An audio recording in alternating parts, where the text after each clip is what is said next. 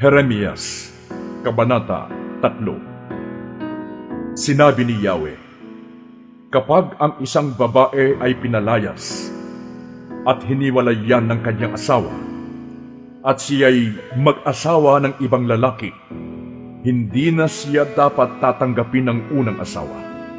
Ang ganito'y magpaparumi sa lupain. Subalit, ikaw, Israel, kay rami mong kinasama, at ngayon ibig mong magbalik sa akin. Tumingin ka sa tuktok ng mga burol. May lugar ba roong hindi mo tinungisan ng iyong kahalayan? Para kang babaeng nagbebenta ng sarili, na naghihintay ng manliligaw sa mga tabing daan. Tulad mo'y Arabong nag-aabang ng biktima sa ilang. Dahil sa mahalay mong pamumuhay, ang lupain ay nadungisan. Para kang babaeng bayaran, wala ka ng kahihiyan.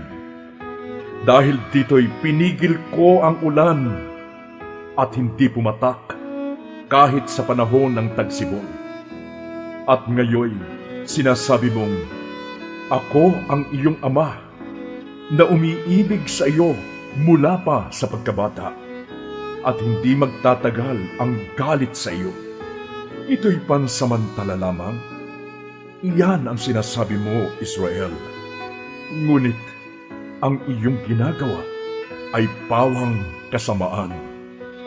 Noong panahon ni Haring Josias, sinabi sa akin ni Yahweh, nakita mo ba ang ginawa ng taksil na Israel? Umaakyat siya sa bawat burol at nakikipagtalik sa lilim ng mayayabong na punong kahoy. Akala ko'y babalik siya sa akin matapos gawin iyon. Ngunit hindi. At sa halip ay nakita pa ito ng kapatid niyang taksil na si Huda. Nakita rin ng Huda nang pinalayas at hiwalayan ko ang Israel dahil sa pagtataksil sa akin at pagiging masamang babae. Ngunit hindi man lamang natakot ang taksil ding Huda, naging masama rin siyang babae. Ito'y hindi niya ikinahiya, bagkus ay dinumihan ang lupain ng mga lunyasya sa pamamagitan ng pagsamba sa mga bato at punong kahoy. At pagkatapos ng lahat ng ito, nagkunwari ang taksil na Huda na bumabalik sa akin, ngunit ito'y hindi taos sa kanyang puso. Akong si Yahweh ang nagsasabi nito. Pagkatapos, sinabi sa akin ni Yahweh na kahit tumalikod sa kanya ang Israel, ito'y hindi kasinsama ng taksil na Huda. Inutusan niya akong magpunta sa hilaga at sabihin sa Israel, manumbalik ka, taksil na Israel. Hindi na kita kagagalitan sapagkat ako'y mahabagin. Hindi habang panahon ng galit ko sa iyo. Aminin mo lamang na nagkasala ka at naghimagsik laban kay Yahweh na iyong Diyos. Sabihin mo na sa ilalim ng bawat punong kahoy ay nakiapid ka sa kahit sinong Diyos at hindi ka sumunod sa aking mga utos. Ang sabi ni Yahweh, magbalik kayo sa akin, kayong mga taksil na anak, sapagkat ako ang inyong Panginoon. Sabi pa ni Yahweh, kukuha ako sa inyo ng isa sa bawat bayan at dalawa sa bawat angkan, at ibabalik ko kayo sa bundok ng Zion. Bibigyan ko kayo ng mga pinunong sumusunod sa akin, at pamamahalaan nila kayo ng buong katalinuhan at pagkaunawa. At kung dumami na kayo sa lupaing iyon, hindi na pag-uusapan ng mga tao ang tungkol sa kabanang tipan ni Yahweh. Hindi na nila ito iisipin o aalalahanin. Hindi na rin nila ito kakailanganin o gagawa ng isa pa.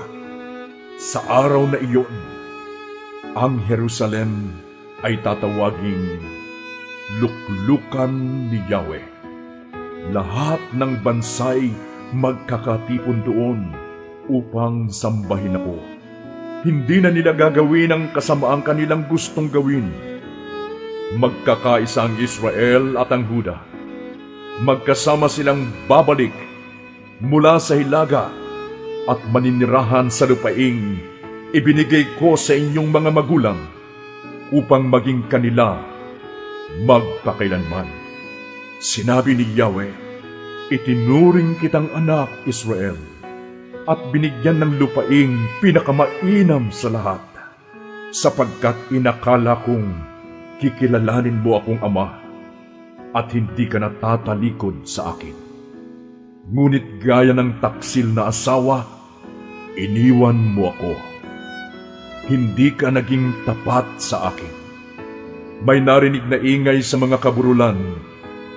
Nananangis ang mga taga-Israel dahil sa mabigat nilang kasalanan at kinalimutan nila si Yahweh na kanilang Diyos. Manumbalik kayo, mga anak na taksil, sabi ni Yahweh. Pinapatawad ko na kayo sa inyong mga kasalanan. Sabihin ninyo, oo, lalapit na kami, sapagkat si Yahweh ang aming Diyos. Walang naitulong sa amin ang mga Diyos-Diyos ang sinasamba namin sa kaburulan. Si Yahweh lamang na aming Diyos, ang tunay na kaligtasan ng Israel. Dahil sa aming pagsamba kay Baal, nawala sa amin ang lahat ng bagay na pinaghirapan ng aming mga magulang mula pa noong una. Ang aming mga anak, mga hayop at mga kawan. Dapat kaming manliit sa kahihiyan sapagkat kami nagkasala kay Yahweh. Kami at ang aming mga magulang mula sa pagkabata hanggang ngayon, hindi namin sinunod ang tinig ni Yahweh na aming Diyos.